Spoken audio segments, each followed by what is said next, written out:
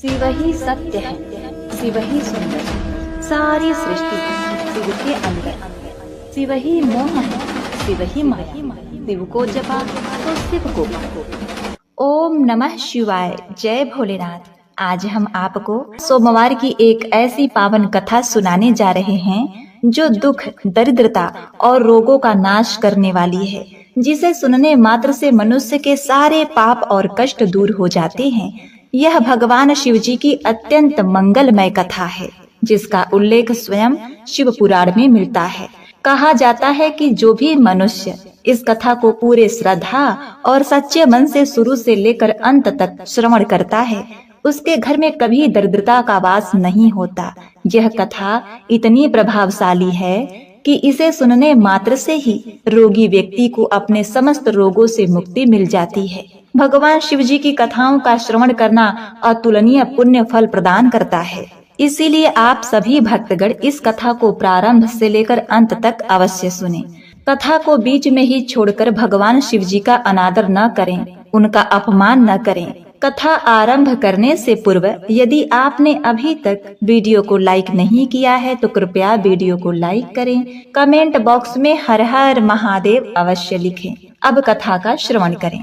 एक समय की बात है, किसी नगर में एक पंडित रहता था। वह जन्म से ही अत्यंत निर्धन था। वह पंडित अपनी पत्नी और पुत्र के साथ जीवन यापन कर रहा था। उसके पुत्र का नाम सोमेश्वर था। वह पंडित प्रतिदिन प्रातः काल उठकर स्नान आदि करके तुलसी के पौधे पर जल अर्पित करता और फिर नगर में सभी घरों में जाकर कथाएं सुनाता। लेकिन पंडित द्वारा किया गया यह सब कार्य उसकी पत्नी को बिल्कुल भी पसंद नहीं आता था, क्योंकि वह स्वयं कई वर्षों से भगवान भोलेनाथ की पूजा अर्चना करती आ रही थी। वह सावन के समस्त सोमवार को उपवास भी रखती थी, किंतु इतने वर्षों की साधना और व्रतों के बावजूद भी उसे केवल गरीबी का ही सामना करना पड़ा था। इसीलिए वह पंडित की पत्नी भगवान शिव से अत्यंत नाराज हो गई और उसने उनका पूजा पाठ करना, व्रत रखना सब कुछ त्याग दिया। परंतु उस पंडित ने कभी भगवान का नाम लेना नहीं छोड़ा। वह कहीं न कहीं से भगवान शिव की कथाएं सुनाकर, पूजा पाठ करके जो कुछ धन प्राप्त होता उसी से अपने परिवार का पालन पोषण करता। एक दिन ऐसा आता है कि जब वह पंडित की पत्नी एक बार फिर से अपने हृदय में श्रद्धा जगाकर भोलेनाथ की पूजा अर्चना करने लगती है। वह मन ही मन यह सोचती रहती थी कि एक दिन तो ऐसा अवश्य आएगा जब मेरी सभी मनोकामनाएं पूरी होगी, मेरी भी गरीबी समाप्त होगी। किंतु जब वर्षों की भक्ति और पूजन के बाद भी उसे कोई फल प्राप्त नहीं हुआ तो वह अत्यंत दुखी हो जाती। मन ही मन वह अपने भाग्य को कोसने लगती और भगवान शिव की मूर्ति के पास बैठकर कहती, हे प्रभु, हमने ऐसा कौन सा पाप कर्म किया है जिसकी वजह से हमें जीवन भर इतनी गरीबी का सामना करना पड़ रहा है। हमने इतना पूजा पाठ किया लेकिन आपने हम पर दया नहीं की। हमने तो कभी किसी का हृदय भी नहीं दुखाया, कभी किसी के साथ अन्याय नहीं किया। मैं और मेरे पति दोनों ही तो सदा आपके चरणों में लीन हैं। हम तो सुबह से लेकर शाम तक केवल आपकी ही पूजा अर्चना करते हैं। हर सावन में सोमवार का व्रत रखते हैं, आपके नाम का जल चढ़ाते हैं, आपकी कथा सुनते हैं और सुनाते हैं। फिर भी हे प्रभु, हमारी झोली हमेशा खाली क्यों रहती है? हे शंकर, क्या हमारी भक्ति में कोई कमी रह गई है? क्या हमारी प्रार्थनाएं आप तक नहीं पहुंचती? क्या हम किसी ऐसे पाप के भागी हैं जिसका प्रायश्चित भी हमारे भाग्य में नहीं लिखा है? हे गंगाधर, हे नीलकंठ, यदि कोई भूल हो गई है तो क्षमा करें प्रभु, लेकिन कृपा करके यह तो बताइए कि हमारी इस असहनीय दरिद्रता का रहस्य क्या है? आखिर हमारे ही हिस्से में यह जीवन भर का संताप क्यों आया? प्रिय भक्तों, अब धीरे धीरे समय बीतता गया। वह पंडित और पंडिताइन दोनों ही वृद्धावस्था की ओर बढ़ चले। समय की मार ने उनके शरीर को कमजोर कर दिया था। अब वह पंडित के शरीर में इतनी भी शक्ति नहीं बची थी कि वह नगर में जाकर भगवान भोलेनाथ की कथा सुना सके। उसकी कमर झुक चुकी थी, आवाज कांपने लगी थी और शरीर में विविध रोगों ने घर बना लिया था। अब वह पंडित भी प्रायः बीमार रहने लगा। कभी खांसी तो कभी ज्वर, कभी दुर्बलता। शरीर मानो जवाब दे चुका था। और इस सबसे अधिक चिंता की बात यह थी कि अब उसके घर का पालन पोषण करने वाला कोई नहीं बचा था। जो कुछ थोड़ी बहुत जमा पूंजी थी वह भी बीमारियों और दवाइयों में खर्च हो चुकी थी। अब धीरे धीरे उसके घर की हालत इतनी बिगड़ गई कि उन्हें भोजन के एक दाने के लिए भी संघर्ष करना पड़ रहा था। ना घर में अन्न था, ना कोई सहारा। ऐसी स्थिति में पंडित की पत्नी का धैर्य टूट गया। वह अत्यंत क्रोधित हो उठी। उसने क्रोध में आकर एक बार फिर भगवान भोलेनाथ की पूजा अर्चना को त्याग दिया। इस बार तो उसने अपने पति को भी डांटते हुए यह कह दिया कि बस, अब बस करो। यह सब भगवान भगवान की रट लगाना। तुम्हारे इस भोलेनाथ ने हमें क्या दिया है? जब जवान थे तब भी भूखे रहे, अब बूढ़े हो गए तो भी हालत बद से बदतर हो गई। क्या यही फल है इतने वर्षों की भक्ति का? लेकिन वह पंडित जो सच्चा शिव भक्त था, वह अपने अंतिम समय तक भी भगवान भोलेनाथ की पूजा नहीं छोड़ता। उसका विश्वास अटल था। वह कहता, भोलेनाथ परीक्षा लेते हैं लेकिन अपने भक्तों को कभी त्यागते नहीं। तब क्रोध में तपती हुई उसकी पत्नी एक दिन अत्यंत कठोर स्वर में कह उठती है, हे नाथ, आखिर हम दोनों कब तक यूं ही भगवान भोलेनाथ की अर्चना करते रहेंगे? देखिए ना, हम दोनों अब बूढ़े हो चुके हैं। उम्र के इस पड़ाव पर आकर भी हमें आज तक कोई फल नहीं मिला, कोई राहत नहीं मिली। मैं तो जीवन का हर क्षण शिव की भक्ति में समर्पित कर दिया था, पर क्या मिला? हम तो दिन प्रतिदिन और भी अधिक गरीब होते जा रहे हैं। पहले तो लगता था सब कुछ ठीक है, कभी कभार कुछ मिल भी जाता था। अब तो दाने दाने के लिए भी तरसना पड़ रहा है। न घर में कोई अन्न है न धन, और तुम अब भी इस भ्रम में पड़ रहे हो कि भगवान शिव तुम्हारी सुनेंगे। हे नाथ, मैं ही मूर्ख थी जो एक बार उनका पूजा पाठ छोड़ देने के बाद भी फिर से दोबारा भक्ति करने लग गई। मैंने सावन के सभी सोमवार को ना तो दिन देखा ना तो रात। दिन भर उपवास रखकर, रात भर जप तप में लीन रहकर मैंने अपने ही शरीर को दुर्बल बना लिया। मैंने बेल पत्र चढ़ाए, जल अर्पित किया, मंत्रों का जाप किया, आंखों में आंसू बहाए, लेकिन शिवजी ने मेरी एक भी प्रार्थना नहीं सुनी। मैं अपना सर्वस्व अर्पित कर दिया, फिर भी उनके दरबार में मेरे लिए कुछ नहीं निकला। और अब तुम्हें क्या लगता है कि तुम्हारा वो शिव कुछ देगा जो तुम रोज रोज उस शिवलिंग पर जल चढ़ाते हो? वही जल क्या कभी अमृत बनकर लौट आया? नहीं ना, क्योंकि हम जैसे गरीबों के लिए शायद उस शिव के पास कुछ भी नहीं है। लगता है यह गरीबी ही हमारा भाग्य है, यही हमारी नियति है, और इसी में हमें तिल तिल मरते रहना है। प्रिय भक्तों, अपनी पत्नी के कठोर और क्रोधित वचनों को सुनकर भी वह पंडित एक शब्द नहीं कहता। उसने अपने जीवन में सब कुछ खो दिया था, शरीर, बल, यौवन, संपत्ति, यहाँ तक कि कभी कभी आशा भी डगमगाने लगती। परंतु फिर भी उसके हृदय में अपने आराध्य भोलेनाथ के प्रति अगाध विश्वास था। वह जानता था कि शिव की कृपा में विलंब हो सकता है, परंतु असत्य नहीं। उधर उसका पुत्र सोमेश्वर, जो अभी शिक्षा ग्रहण कर रहा था, गुरुकुल में था, वह कुछ ही समय में अपनी शिक्षा पूर्ण कर लेता है और विद्या प्राप्ति के बाद अपने घर लौट आता है। जब वह अपने वृद्ध माता पिता की अवस्था और उनके दुखों को देखता है तो उसका मन व्याकुल हो उठा। उसने न अपने भविष्य की सोची, न अपने सपनों की, केवल एक ही संकल्प लिया, अपने माता पिता की सेवा करना और उनकी सारी पीड़ा हर लेना। वह पूरे समर्पण भाव से घर का समस्त बोझ अपने कंधों पे उठा लेता है। अब वह अपने पिता की ही तरह नगर नगर जाकर भगवान भोलेनाथ की कथाएं सुनाता। हर रोज वह शिव की महिमा का गुणगान करता, कथा सुनाता, और जो भी दक्षिणा मिलती उससे अपने परिवार का पालन पोषण करता।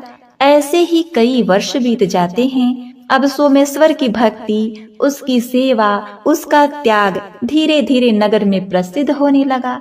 एक दिन की बात है, जब सोमेश्वर उस नगर के प्रसिद्ध मंदिर में जाता है, वह मंदिर जहाँ भक्तों की कतारें लगी रहती थी, जहाँ हर सोमवार शिवलिंग पर गंगा जल और बेलपत्र चढ़ते थे और जहाँ भगवान शिव की अर्चना स्वयं देवगण भी करते थे। वहाँ पर वह विधि पूर्वक भगवान भोलेनाथ की पूजा करता है, दीप प्रज्वलित करता है और फिर उपस्थित सभी भक्तों के समक्ष अपने श्रद्धा से भरे स्वर में भगवान शिव की पावन कथा का श्रवण कराते हुए कहता है, हे भक्तों, जो भी इस पावन कथा को श्रद्धा और सच्चे मन से श्रवण करता है उसकी सभी मनोकामनाएं भगवान भोलेनाथ अवश्य पूर्ण करते हैं। वह भक्त चाहे जितना भी दुखी हो, चाहे कितनी भी विपत्तियां उसके जीवन में क्यों न हो, यदि वह भोलेनाथ की कथा को आस्था से सुनता है तो भगवान शिव उसकी हर पीड़ा हर लेते हैं। सोमेश्वर जब यह श्रद्धा पूर्वक वचन कहता है तो उस समय उसी मंदिर में नगर का राजा भी उपस्थित होता है। वह राजा हर वर्ष सावन के प्रत्येक सोमवार को गुप्त रूप से मंदिर में आकर भगवान शिव का दर्शन और पूजन करता था। उस दिन भी वह साधारण वस्त्रों में मंदिर आया हुआ था। जब उसने सोमेश्वर के मुख से यह पावन वचन सुना तो वह भीतर तक प्रभावित हो गया। उसकी आत्मा उस बाणी से जैसे राजा मन ही मन सोचने लगा, कितनी सच्ची बात कह रहा है यह युवक। इसके शब्दों में केवल कथा नहीं बल्कि अनुभव झलक रहा है। उस भाव विभोर अवस्था में राजा धीरे धीरे सोमेश्वर के पास आता है और कहता है, तुम्हारी इस कथा ने मेरे हृदय को गहराई से छू लिया है। राजा ने सोमेश्वर से राजकुमारी को कथा सुनाने के लिए याचना की। राजा की ऐसी बातों को सुनकर सोमेश्वर बहुत ही प्रसन्न हुआ और राजकुमारी को प्रतिदिन कथाओं का श्रवण कराने के लिए हामी भर देता है। फिर उसके बाद राजा ने सोमेश्वर को अपने महल में राजकुमारी को प्रतिदिन कथाओं को श्रवण कराने के लिए नियुक्त कर लेता है और अब सोमेश्वर प्रतिदिन उस नगर के राजा की पुत्री को कथा सुनाने लगा और राजकुमारी को कथा का श्रवण कराने पर दक्षिणा के रूप में जो कुछ धन मिलता था उसी धन से वह अपने परिवार का पालन पोषण करने लगा। किंतु सोमेश्वर की माता को यह बात अच्छी नहीं लगती थी और वे प्रसन्न भी नहीं हो रही थी, क्योंकि उन्हें अपने पुत्र के आने वाले भविष्य की चिंता थी। इसीलिए वे प्रतिदिन इस बात को लेकर बहुत चिंतित रहती थीं। फिर एक दिन पंडित की पत्नी अपने पति से कहती है, मुझे अपने पुत्र के भविष्य की चिंता खाई जा रही है। हमारा जीवन तो जैसे तैसे कट गया, लेकिन हमारा पुत्र अभी युवा है, उसका तो जीवन अभी शुरू हुआ है। हमारे जाने के बाद उसका क्या होगा? क्या उसे भी हमारी ही जैसे कष्ट झेलने पड़ेंगे? क्या हमारी वर्षों की पूजा, व्रत, तपस्या और आराधना का कोई फल नहीं मिलेगा? भगवान भोलेनाथ को हमारा दुख दिखाई नहीं देता? हमारा बेटा राजा के महल से जो दक्षिणा लाता है उससे हमारा परिवार तो किसी तरह चल जाता है, लेकिन केवल पेट भरने से तो जीवन नहीं चलता नाथ। बाकी की मनोकामनाएं, बाकी की इच्छाएं, उसका जीवन, उसका भविष्य, इस सब का क्या? अब क्या हम सिर्फ 2 वक्त के भोजन के लिए ही जिएंगे? क्या यही शिव जी की भक्ति का फल है? क्यों भगवान शिव जी ने अपनी आंखें बंद कर ली है? क्या हमारा भी पुत्र हमारी ही तरह उम्र भर गरीबी में जिएगा? उस स्त्री की करुण पुकार जब आकाश में गूंजी तब वह केवल वायु में विलीन नहीं हुई, बल्कि वह सीधे कैलाश पर्वत पर पहुंची और माता पार्वती के हृदय को विदीर्ण कर गई। जब माता पार्वती जी ने उस पंडित की पत्नी की वेदना और दुख भरी प्रार्थना को सुना तो उनका कोमल हृदय व्याकुल हो उठा। वे उस करुण पुकार को अनसुना नहीं कर सकी। उन्होंने भगवान शिव का ध्यान किया। भगवान शिव ने मुस्कुराते हुए पूछा, हे देवी, आज अचानक कैसी व्याकुलता है?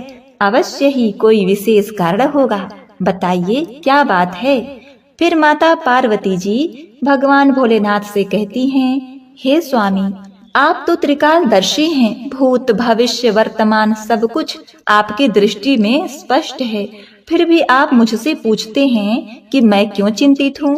अब आप स्वयं जानते हो, मुझसे पूछकर क्यों मेरी पीड़ा को और अधिक बढ़ा रहे हो नाथ। चलिए, अब जब आपने पूछा ही है तो मैं आपको कारण बताती हूँ। मेरी चिंता का कारण यह है कि पंडित और उसकी पत्नी हे नाथ, वह पंडित तो आपका परम भक्त है। उसने जीवन भर आपकी आराधना की, उसने कथा सुनाई, शिवलिंग पर जल चढ़ाया, बेलपत्र अर्पित किए, सावन सोमवार को उपवास किया और अपनी संपूर्ण अवस्था आपके चरणों में समर्पित कर दी। फिर भी आपने उसके जीवन को केवल कठिनाइयों और अभावों से ही क्यों भर दिया? आपने उसे उसके कर्मों का फल कभी नहीं दिया। उसकी पत्नी भी वर्षों से व्रत उपासना कर रही है और जब उसका मन टूटा तब भी उसने फिर से आपको अपना आराध्य मान लिया। क्या यह विश्वास व्यर्थ चला जाएगा? हे प्रभु, अब उस पंडित के जीवन से सभी दुखों का नाश करें। अब और नहीं, अब उसका कष्ट समाप्त हो। अब उसे उसका तप, उसका त्याग और उसकी श्रद्धा का पूर्ण फल मिलना चाहिए। अन्यथा कहीं ऐसा ना हो प्रभु कि पंडित और पंडिताइन आपकी पूजा छोड़ दें। यदि उसके मन में आपकी भक्ति डगमगा गई, यदि उनका विश्वास डिग गया, तो यह केवल उनकी हानि नहीं होगी, यह उन असंख्य भक्तों के लिए भी एक त्रासदी होगी जो अपने जीवन को आपके चरणों में अर्पित कर चुके हैं। माता पार्वती की करुणामय बातें सुनकर भगवान भोलेनाथ का सौम्य मुख गंभीर हो गया। उनकी आंखों में करुणा और करिश्मा की अद्भुत चमक थी। वे साक्षात दयामय रूप में प्रकट होते हैं और माता की ओर देखते हुए कोमल स्वर में कहते हैं, आप चिंतित मत होइए देवी, क्योंकि हमने उस ब्राह्मण के भाग्य के उदय का बीज बो दिया है। अब वह समय आ गया है जब हमें स्वयं पृथ्वी लोक पर जाकर शिव लीला करनी है। अब हम दोनों को उसके घर चलना होगा। इतना कहकर भगवान शिव जी माता पार्वती के साथ पृथ्वी लोक की ओर प्रस्थान करते हैं। आकाश मार्ग से उतरते हुए जब वे पृथ्वी पर पहुंचते हैं तो दोनों साधु और साधुआइन का भेष धारण कर लेते हैं। जटा जूट धारी, कमंडलू हाथ में, रुद्राक्ष की माला, भस्म लपेटे हुए उस भेष में वे सीधे उस पंडित के घर जा पहुंचते हैं और फिर अलख जगाते हैं और कहते हैं, अलख निरंजन, अलख निरंजन, घर में कोई है? उनकी गंभीर लेकिन कोमल आवाज जब आंगन में गूंजती है तो भीतर से वही वृद्ध पंडित, जो अब शरीर से दुर्बल हो चुके थे, बाहर आए। उन्होंने साधुओं को देखकर हाथ जोड़ा और अत्यंत आदर भाव से उन्हें प्रणाम करते हुए कहा, हे मुनिवर, आपका इस तुच्छ गृह में आगमन हुआ, यही मेरे जीवन का परम सौभाग्य है। कृपा करके बताइए, मैं आपकी किस प्रकार से सेवा कर सकता हूँ? वृद्ध पंडित ने दोनों हाथ जोड़कर साधु रूपधारी भगवान भोलेनाथ के चरणों में प्रणाम करते हुए विनम्र स्वर में कहा। तब साधु का वेश धारण किए हुए भगवान भोलेनाथ ने कोमल किंतु गंभीर स्वर में उस पंडित से कहा, हे महानुभाव, आज की रात्रि में हम आपके गृह में विश्राम करना चाहते हैं। क्या आपके घर में हमें एक रात्रि के लिए आश्रय मिल सकता है? जब साधु का रूप धारण किए हुए भगवान भोलेनाथ ने यह कहा तो वह वृद्ध पंडित क्षण भर के लिए मौन हो गया। वे सोचते रहे कि मैं इनका साक्षात्कार कैसे करूं, कैसे इनके लिए भोजन जुटाऊं। घर में तो कुछ भी नहीं बचा। जैसे तैसे मेरा पुत्र जो धन लाता है, उन्हीं से हम तीनों का एक वक्त का भोजन ही जुट पाता है। उस धन से ना तो दूसरा प्रहर संभलता है, ना ही अतिथि सेवा की कोई गुंजाइश होती है। इतना सोचने के बाद उसने गहरी सांस ली और फिर नम्र स्वर में उन साधुओं से कहा, हे मुनिवर, मेरा पुत्र नगर के राजा की पुत्री को भगवान भोलेनाथ की कथाएं सुनाता है। उसकी सेवा के प्रतिफल में जो भी थोड़ी बहुत दक्षिणा प्राप्त होती है, उसी से हम तीनों, मैं और मेरी पत्नी और मेरा पुत्र, एक समय का भोजन कर पाते हैं। अतः मैं पूरे हृदय से आपकी सेवा करना चाहता हूँ, किंतु मैं केवल एक समय के लिए ही भोजन का प्रबंध कर सकता हूँ। पंडित की विनम्रता, उसकी आंखों की करुणा और उसकी सच्चाई देखकर साधु का रूप धारण किए हुए भगवान भोलेनाथ मुस्कुराए। उन्होंने अपने कमंडलू से एक विशेष पात्र निकाला और पंडित की ओर बढ़ाते हुए कहा, हे पुत्र, आज से तुम अपनी पत्नी से कह देना कि वह इस पवित्र पात्र में ही भोजन बनाया करे। इससे हम सभी के लिए दोनों वक्त का भोजन सहजता से बन जाएगा और अब तुम्हें अन्न की कोई कमी नहीं होगी। जैसे ही उस दिव्य पात्र में भोजन बनने लगा तो सचमुच वही हुआ जिसकी किसी को कल्पना तक नहीं थी। प्रत्येक बार जब पात्र में अन्न डाला गया वह न केवल स्वादिष्ट था बल्कि सभी के लिए पर्याप्त भी था। सुबह और शाम दोनों समय के लिए सभी का पेट भर जाता। यह दृश्य देखकर पंडित और उसकी पत्नी और उसका पुत्र सोमेश्वर तीनों ही आश्चर्यचकित रह गए। वे न केवल आश्चर्यचकित हुए बल्कि भीतर से भयभीत भी हो उठे कि यह कौन साधु है। यह कोई सामान्य साधारण लीला नहीं है, यह कोई दिव्य लीला है। कहीं यह स्वयं कोई देव तो नहीं। प्रिय भक्तों, अगली सुबह जब सोमेश्वर उठकर प्रतिदिन की भांति राजकुमारी को कथा सुनाने के लिए निकल रहा था, तभी साधु वेशधारी भगवान भोलेनाथ ने उसे मार्ग में ही रोक लिया और प्रेम पूर्वक पूछा, हे पुत्र, तुम कहाँ जा रहे हो? सोमेश्वर ने श्रद्धा से हाथ जोड़कर उत्तर दिया, हे मुनिवर, मैं अब नगर के राजा की पुत्री को भगवान भोलेनाथ की पावन कथा का श्रवण कराने जा रहा हूँ, जैसे प्रतिदिन जाता हूँ। तब साधु रूपी भगवान भोलेनाथ ने उसे हल्की मुस्कान के साथ कहा कि हे पुत्र, आज जब तुम राजकुमारी को कथा सुनाओ तो एक बार अवश्य पूछना कि वह प्रतिदिन इतनी श्रद्धा से भगवान भोलेनाथ की कथा किस मनोकामना की पूर्ति के लिए सुनती है। आखिर ऐसा कौन सा भाव है जो उसे कथा के लिए खींच लाता है। सोमेश्वर ने श्रद्धा से सिर झुकाया। उसके बाद वह राजमहल की ओर प्रस्थान करता है और वहां पहुंचकर विधि पूर्वक भगवान शिव की कथा का श्रवण राजकुमारी को कराता है। कथा समापन पर और वह फिर मुनिवर द्वारा बताए गए प्रश्न को विनम्रता पूर्वक राजकुमारी से पूछता है कि हे राजकुमारी, आप प्रतिदिन भगवान भोलेनाथ की यह पावन कथा इतने भाव और मन लगाकर सुनती हैं। कौन सी ऐसी मनोकामना है जिसके लिए आप यह नियम पूर्वक कथा श्रवण करती हैं? कृपया आप मुझे बताइए। तब राजकुमारी सोमेश्वर से कहती है, मैं अपनी इस मनोकामना की पूर्ति होने के लिए प्रतिदिन भगवान भोलेनाथ की पावन कथाओं का श्रद्धा पूर्वक श्रवण करती हूँ। मैं चाहती हूँ कि मुझे ऐसा वर प्राप्त हो जिसकी चर्चा पूरे नगर में ही नहीं बल्कि दूर दूर तक हो, जिसके मस्तक पर चंद्र और सूर्य का तेज हो, जिसकी किस्मत इतनी तेज हो कि उसके घर में किसी भी वस्तु की कोई कमी ना हो, और वह बारात लेकर आए तो वह ऐसी भव्य और अनुपम हो जैसी अभी तक किसी ने न देखी हो, न किसी राजकुमारी की, न किसी रानी की। मैं अपने लिए ऐसा ही एक अनुपम वर चाहती हूँ और इसीलिए मैं भगवान भोलेनाथ की कथा का श्रवण श्रद्धा पूर्वक करती हूँ। राजकुमारी की यह बात सुनकर सोमेश्वर मौन हो गया। उसके मन में अनेक विचार उमड़ने लगे, पर वह कुछ न कह सका। उसने आदर पूर्वक राजकुमारी को प्रणाम किया और वहां से धीरे धीरे घर लौट आया। घर पहुंचकर वह सीधा उसी साधु रूप धारण किए हुए भगवान भोलेनाथ के पास गया जो प्रतीक्षारत थे। सोमेश्वर ने उनका अभिवादन किया और राजमहल में जो कुछ हुआ वह विस्तार से कह सुनाया। सब कुछ सुनने के बाद भगवान भोलेनाथ सोमेश्वर की ओर देखते हुए कहते हैं, हे पुत्र, ठीक है, अब अगले दिन जब तुम राजकुमारी को कथा का श्रवण कराने के लिए जाओ, फिर कह देना कि तुम्हें जैसा वर चाहिए वैसा वर सिर्फ मैं ही हूँ। फिर बिना कोई बात किए तुरंत वहाँ से वापस लौट आना। इतना कहकर भगवान भोलेनाथ मौन हो जाते हैं। यह सुनकर सोमेश्वर कुछ क्षण चुप रहता है, फिर हाथ जोड़कर आदर पूर्वक कहता है, हे मुनिवर, कहाँ मैं एक निर्धन पंडित का पुत्र और कहाँ वह इस नगर के राजा की पुत्री। हमारे बीच तुलना भी कैसे हो सकती है। मेरा घर तो उसी की दी हुई दक्षिणा से चलता है।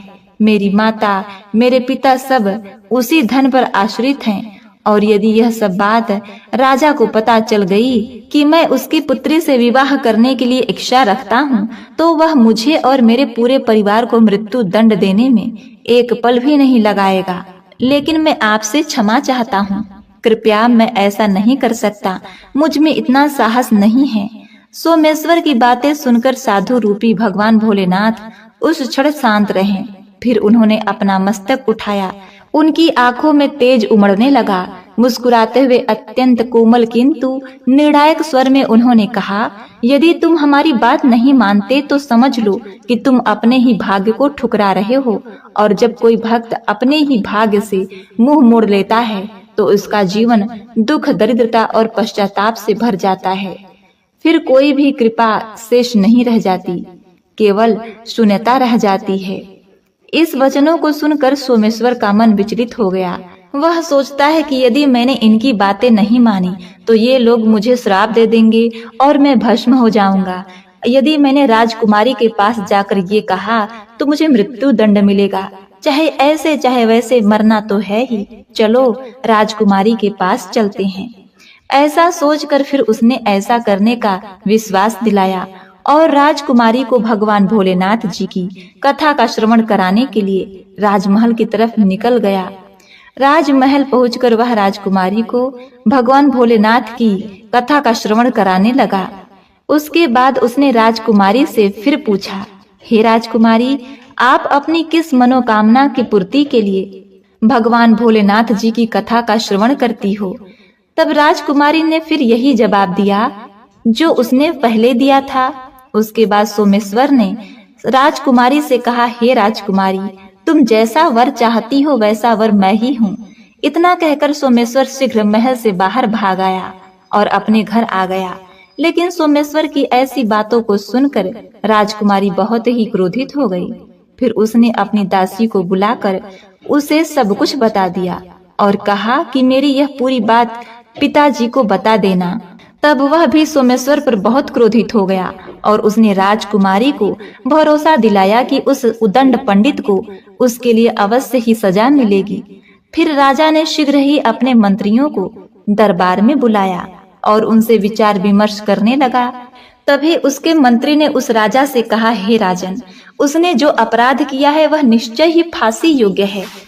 लेकिन यह बात भी ध्यान में रखने योग्य है कि वह एक पंडित है। यदि आप उसे फांसी की सजा देंगे तो आपको ब्रह्म हत्या का घोर पाप लगेगा और वह पाप किसी तीर्थ, किसी यज्ञ, किसी दान से भी नहीं कटता। इसीलिए मेरी विनती है कि इसे कोई ऐसा दंड दिया जाए जिससे न्याय भी हो जाए, आपको पाप भी ना लगे। कोई ऐसा उपाय जिससे इसका दंभ भी टूटे और आपकी मर्यादा भी बनी रहे। प्रिय भक्तों, महामंत्री की बात सुनकर राजा गहरे सोच में पड़ गए। फिर विचार विमर्श के बाद उसने क्रोध से भरे स्वर में अपने कुछ सैनिकों को दरबार में बुलाया और आदेश दिया कि हे सैनिकों, उस पंडित के घर जाओ और उससे कह देना कि राजा साहब तुम्हारे साथ अपनी पुत्री का विवाह करने के लिए तैयार हैं, लेकिन उसकी कुछ शर्तें हैं। यदि तुम उस शर्तों को पूरा नहीं कर पाए तो तुम्हें और तुम्हारे पूरे परिवार को मृत्यु दंड दिया जाएगा। राजा साहब की पहली शर्त यह थी कि बारातियों के ठहरने के लिए और सभी बारात घर बारातियों से भरे होने चाहिए। कोई भी बारात घर खाली नहीं रहना चाहिए।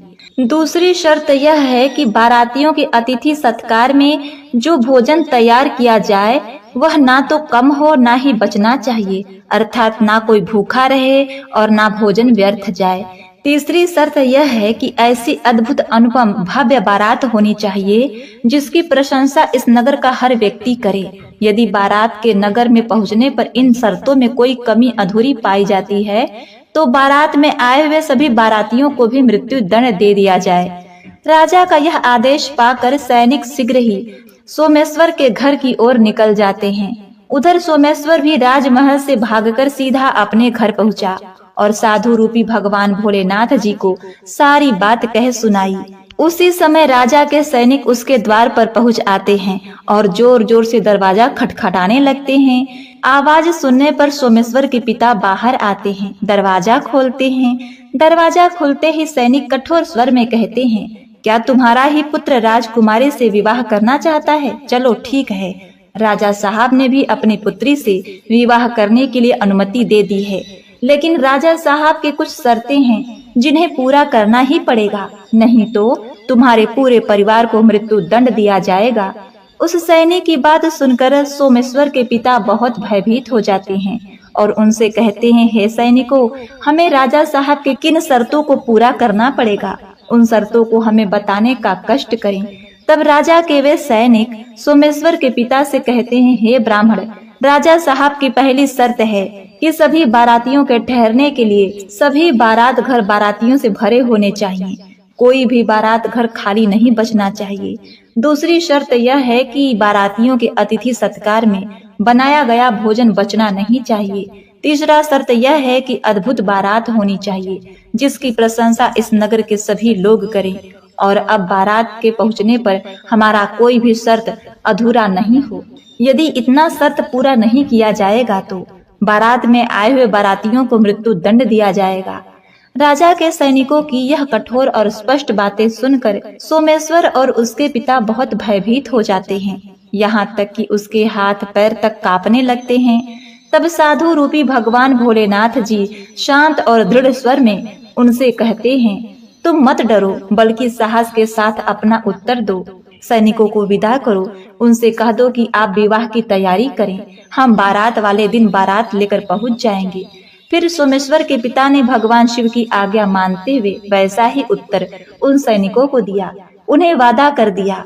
सैनिक वापस महल लौटे।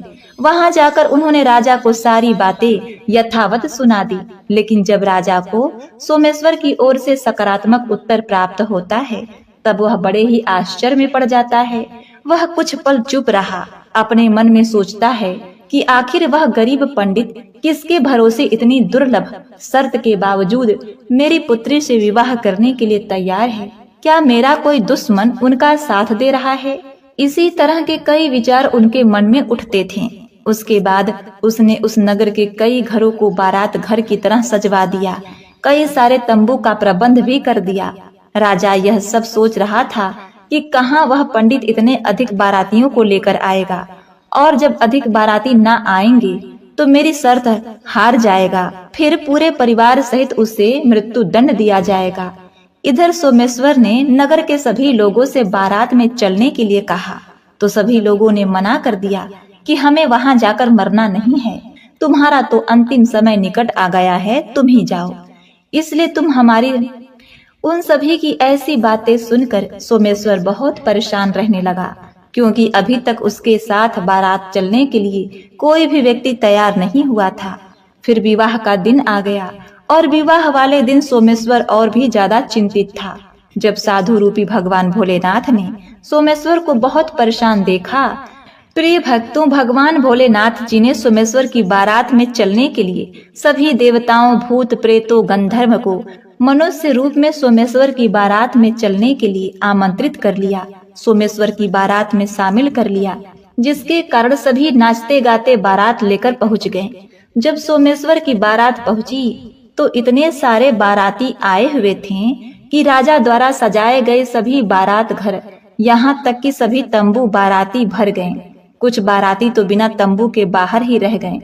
फिर जब राजा के पास सूचना भिजवाई गई कि बारात के ठहरने के लिए बारात घर और तंबू कम पड़ गए हैं, ठहरने के लिए और प्रबंध किया जाए, तब राजा अपने मन में सोचने लगा, अभी तो कोई भी इसके साथ बारात में आने के लिए तैयार नहीं था और अब कहाँ से इतने बाराती आ गए, मुझे एक बार चलकर देखना चाहिए। इतना सोचकर राजा तुरंत ही वहां पहुंच गया और जब भगवान भोलेनाथ जी ने राजा को बारात में आया हुआ देखा तो उन्होंने शुक्र और शनि को बच्चे का रूप धारण करवा दिया और उन्हें भूख के कारण विलाप करवा दिया। इधर जब उस राजा ने दोनों बच्चों को जोर जोर से विलाप करते हुए देखा तब उन्होंने भगवान भोलेनाथ जी के पास पहुंचकर उनसे पूछा, हे महात्मन, यह बच्चे इतने विलाप क्यों कर रहे हैं? तब साधु रूपी भगवान भोलेनाथ जी ने उस राजा को जवाब देते हुए कहा, यह दोनों बच्चे बहुत भूखे हैं, इसलिए यह इतना विलाप कर रहे हैं। फिर राजा ने उन दोनों बच्चों को भोजन करने वाले स्थान पर भेज दिया। उसके कुछ ही देर बाद राजा के सैनिक ने उसके पास आकर बताया कि हे राजन, वे दोनों बच्चों ने तो सारा भोजन समाप्त कर दिया है और फिर भी दोनों जोर जोर से चिल्ला रहे हैं कि उन्हें भूख लगी है। अपने सैनिकों की ऐसी बातों को सुनकर राजा बहुत ही परेशान हो जाता है, क्योंकि अब उसका सारा अहंकार चूर चूर हो गया था। फिर वह साधु रूपी भगवान भोलेनाथ जी के चरणों में अपने दोनों हाथों को जोड़कर बैठ जाता है और उनसे कहने लगा, हे साधु महाराज, अब मेरी लाज आपके ही हाथ में है। तब भगवान भोलेनाथ जी ने उस राजा से कहा, आप राजमहल जाकर बारात की अगवानी की तैयारी शुरू कीजिए। फिर राजा ने उस नगर के सभी घरों को अच्छे से सजवाया, पूरे नगर को एकदम दुल्हन की तरह सजवा दिया। सोमेश्वर भी विवाह की पोशाक में फिर राजकुमार से कम नहीं लग रहा था। सोमेश्वर के सेहरे को चांद और सूरज से सजाया गया और अगवानी के समय सोमेश्वर एक सुंदर से रथ में बैठकर राजमहल की तरफ जाने लगा। उस रथ के आगे कई सारे बाराती बैंड बाजे के साथ नाच रहे थे। कई बाराती हाथ में मुद्राएं लेकर एक दूसरे पर न्यौछावर करके इधर उधर उछाल रहे थे।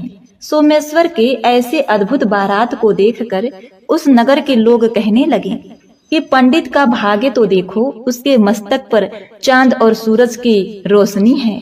उसके चारों तरफ इस प्रकार धन लक्ष्मी उछाली जा रही है जैसे किसी धनवान राजा की बारात निकल रही हो। और ऐसी बारात तो हमने अपने जीवन में कभी नहीं देखी, न आगे देखने की उम्मीद है। यह पंडित तो भाग्य का बड़ा धनी है। प्रजा की ऐसी बातों को सुनकर माता पार्वती भी भगवान भोलेनाथ से कहती हैं, हे प्रभु, यह तो सत्य है कि आपकी कृपा जिस भी मनुष्य पर हो जाती है उसके अन्न धन के भंडारे भर जाते हैं। तब भगवान भोलेनाथ जी माता पार्वती से कहते हैं, जो भी भक्त श्रद्धा और भक्ति से मेरी पूजा अर्चना करता है, मैं उसकी भक्ति को व्यर्थ नहीं जाने देता। उसे उसके कर्मों का फल अवश्य प्राप्त होता है। जब तक उसके पूर्व जन्मों के पाप कर्म नष्ट नहीं हो जाते तब तक उसे कष्ट अवश्य सहने पड़ते हैं, पर जैसे ही उसके पुण्य कर्म जागृत होते हैं वैसे ही उसके भाग्य के दरवाजे खुल जाते हैं। और उसी पुण्य फल के उदय से सोमेश्वर और राजा की पुत्री का विवाह विधि पूर्वक संपन्न हो गया। विवाह के बाद राजकुमारी को डोली में बिठाकर सोमेश्वर अपने घर ले आया। भगवान शिव और माता पार्वती की कृपा से अब सोमेश्वर अत्यंत धनवान बन चुका था। उसके घर में किसी भी वस्तु की कमी नहीं रह गई। उसके बाद सोमेश्वर के माता ने भी फिर से पूरी श्रद्धा और विश्वास के साथ भगवान भोलेनाथ की पूजा अर्चना शुरू कर दी।